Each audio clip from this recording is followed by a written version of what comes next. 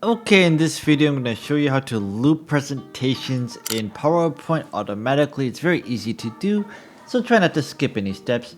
The first thing you want to do is click on the slideshow tab on the top here and click on setup slideshow.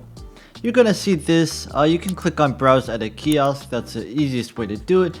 Or you can click on presented by speaker full screen. And then you want to click on loop continuously until you press the escape button. And from here you can show which slides that you want to be in the automatic presentation.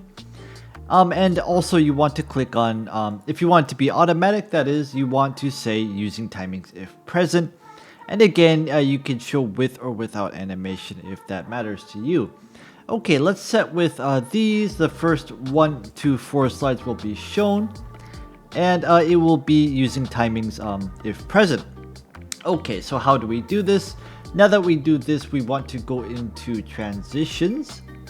On the very top right, you're going to see advanced slide, and by default it's going to be on mouse click, but you want to set this to a specific time. Let's set this to 2 seconds each, 2 seconds each.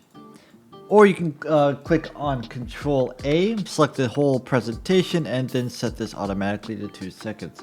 Okay, now go back to slideshow. So what's going to happen, you click on from beginning, and when you click on from beginning, it's going to automatically go through the slides 2 seconds each, up until the 4th slide, and then it will go back to slide number 1.